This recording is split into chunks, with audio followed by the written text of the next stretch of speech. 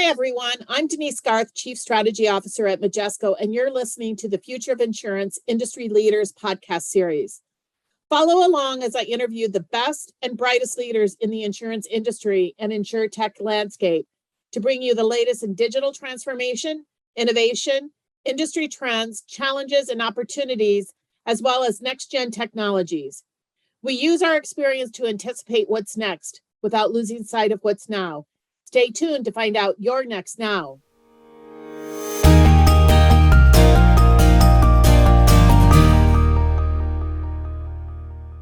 Welcome, everybody, to the Future of Insurance podcast series here at Majesco. And I am thrilled to have one of our customers here from Antilles, Raymond Perez Brayfield, who is the first Vice President and General Counsel of Antilles. Welcome, Raymond. Hello, thanks for having me. I'm a big fan of the podcast. So it's a pleasure being here. Well, you're going to become a big fan of many people because you've got a really interesting perspective to provide our listeners. So I always like to start with giving a little bit of background on yourself, Antilles, and our partnership, because while this is a small industry where a lot of people know each other, I always find that some people don't always know each other. So why don't you give a bit of your background, Raymond, and then Antilles and our partnership? Sure. Right now, I'm on my 25th year as an attorney. It's been a couple of years already.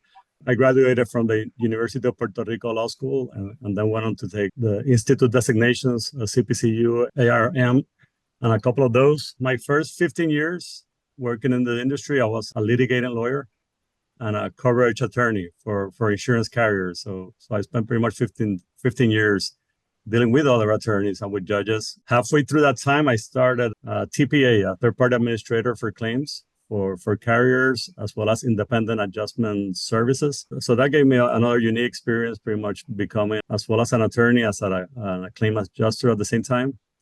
And about 10 years ago, I decided I had this itch to work for an insurance carrier.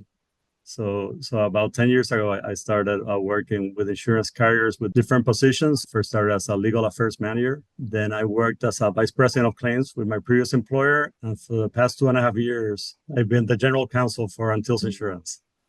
So what about Antilles? Well, Antilles, it's a company I had looked up to. Being part of the industry. Antilles, as some people may know, it's the oldest local carrier on the island. Our insurance agency, Anglo-Puerto Rican Insurance Company, was established in 1931. Our PNC carrier in 1968. So we're a family-owned company. The same family unit pretty much has owned the company throughout that time. And we're known as a long-term player, very traditional. We value long-term relationships, both with our employees and with all our business partners, while maintaining a competitive edge. You live and work in an interesting location, Puerto Rico, that has unique risks, obviously, both hurricane, which we all have come to know, but we also talked about it that you also have earthquakes. And there's a unique culture and market dynamics in that region. Talk about the dynamics and the implications and opportunities for Antilles as the oldest insurer in Puerto Rico. Yeah, certainly. Puerto Rico has its geographic challenges, being pretty much on Hurricane Alley. And in 2020, we had a moderate or significant earthquake. So that's kind of like a new development. Antilles has gone through pretty much all the major hurricanes on the island since Hurricane Hugo, Georges, and now Maria, which was the latest. Me, on a personal side, pretty much my previous job, I was a VP of claims, as I already said. And I started that job 19 days before Hurricane Maria hit. Oh, wow. So you can imagine me adapting to a new environment and then identifying challenges and getting solutions. I'm very proud to say that I was able to navigate that successfully and it worked out very well in the end. But it's very challenging. Every year we prepare for hurricanes. Every year we get a scare. And one of the main problems is business continuity. For example, in Hurricane Maria, and at least in my house, I spent 3.5 months without power. Oh, wow. So it's kind of difficult on the personal side to keep on working without having adequate power in your home. But businesses as well, you have to keep operating. You need a diesel to run the building and such. So thankfully, Antilles business continuity plan worked very well in the hurricanes and on the claims side as well. Part of the challenges of hurricanes is all of a sudden you have a ramp up of claims. Could be 10-fold, 15-fold of what you regularly receive. It is a big stress. You have these challenges with the power and everything associated with a post-hurricane event. But then you have this influx of claims. So it's very hard on the employees and on the IT systems as well. So it is, I think, the big opportunity with hurricanes is service after a hurricane. And claim service, that's really where it's at. In Antilles' case, we never lost power, we never lost communication, so we were up and running immediately after the hurricane. And we were able to really, we outdid ourselves with our claims service. And that's very based on the fact that we have had two major hurricanes before, which we have handled adequately. So pretty much the word of mouth of having Antilles performing well after a hurricane, particularly in Hurricane Maria, where we have two companies going insolvent, and some other carriers have struggles with timely claims handling. So we did really, really good. We did see an opportunity we might have needed, and that's where the IT system comes into play. Is that our IT system was a legacy system and it worked for that hurricane, but we became concerned that for future events, we needed a new IT platform to be able to handle the workload of future events.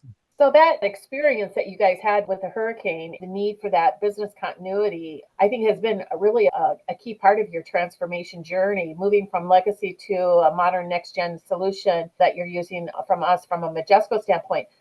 How did you take an operations focus and how did that provide a foundation for growth and innovation and not just being able to meet the needs during an event, a claims event like a major hurricane, but also provide a foundation to really help grow your business and innovate to meet new risk needs out there in the market? Sure. Part of why we thought after Hurricane Maria that we needed a new system was in part that the bar was raised after Hurricane Maria on the claims handling, both on a regulatory standpoint as well as clients' expectations. They already had a big event and they really knew what was the benchmark. So one of the main drivers was looking into a new system. When I started with the company, we had already engaged a consultant, RSM, and they had spent almost a year pretty much going through the company, doing the x-ray of both the personnel and the IT systems. And the recommendation when I got to the company was already in place that we needed to look into replace our legacy system. Our legacy system was AS400 with native programming, and it worked really good for many years. But the issue was, we saw some challenges with keeping on using it, and there were mainly three. One of them was efficiency. The data entry efficiency of a system like that ended up being a bit cumbersome. So we're looking for greater ease of use of a system. We had an issue also with real-time data. We had useful data, but real-time useful data, that's where we were struggling a bit with. And we were also having an issue integrating with modern systems. So those three pain points were the one that we looked into initially. So one of the interesting things I think about you, Raymond, is that as a general counsel and a lawyer by trade, it's an unusual position to be in that you ran this transformation project. Talk about that experience, what your background brought to the table, and what you focused on for success for the organization. Sure. I think pretty much kind of my career trajectory kind of prepared me for that challenge. Being an entrepreneur for my first 15 years of career, having my own firm, well, you needed to do everything. So kind of that entrepreneurship mindset that you have to bring into a project like this just to make things happen. That was a big part of it. My two previous jobs, I was involved in way more limited fashion in implementation projects. So I kind of have a flavor for it. But at the end of the day, pretty much we looked around the room and the company decided that I should take on as project owner for the whole implementation. And one of the main challenges we saw is that we had this AS400 with native programming, which pretty much had everything, all the functions of the company, just hard-coded into one system. And there really wasn't just one system that could replace all of that. So our biggest challenge was looking out into the market and see what we could get to be able to implement. So that was a big challenge. But thankfully, we were able to partner with Majesco and an ERP provider, and it worked really well, our implementation. You talked about wanting to have access to your data and real-time access to the data. And one of the things that you've done is you've upgraded actually the Majesco core system to the intelligent core, which now has the embedded analytics, including embedded AI models and embedded business intelligence, but more importantly now, GenAI. How do you see about that upgrade? How easy was that? And now having access to all of that data, all of your data actually, in a data lakehouse, how do you see that providing value to your business, your customers, and the agents going forward? Yeah, we're actually starting our intelligent core trajectory. A particular thing about our project is when we thought about implementing, we thought we should do it as quick as possible. And one of the things we saw that usually causes cost overruns and time overrun was data migration. Yep. So in able to get our implementation as lean as possible, we did not migrate existing data. So pretty much we did a runoff approach to the implementations. So at the end of the day, we have good data in the intelligent core, but we're still developing data to go into it. And our next project, which is one that's upcoming later this month, is trying to integrate our legacy data at a data warehouse level just so we can have a horizontal view. The main benefit of this approach, and I think it's not perfect for all organization of our size, the no migration approach allowed us to just get on a new platform in 10 months, which was one of the main things we were looking at of a new implementation. The con of it is that you don't have the full data on the onset, but to us, the cost benefit of having an immediate system and then dealing with the data at the back end, it has really worked wonders. So we're looking forward to be able to have all our data in the system and be able to leverage the good IC Intelligent Core technology that's already in place, and the ones I've seen are coming in the future. Well, I think a lot of that data is your historical claims data. Given all of the past of the hurricanes and other events that you've had down there, becomes really important for you to really underwrite risk, correct? Certainly. Yeah, and there's the catastrophe part of it is very important in the sense, I'm also involved with the reinsurance purchases of the company. Mm-hmm. So for us to be, let's say, have full control of where our aggregates stand at, being able to project aggregates to the future and being granular as to what coverage we're writing and where our insured limits are at, that's a game changer for us, and that's something we struggled in the past.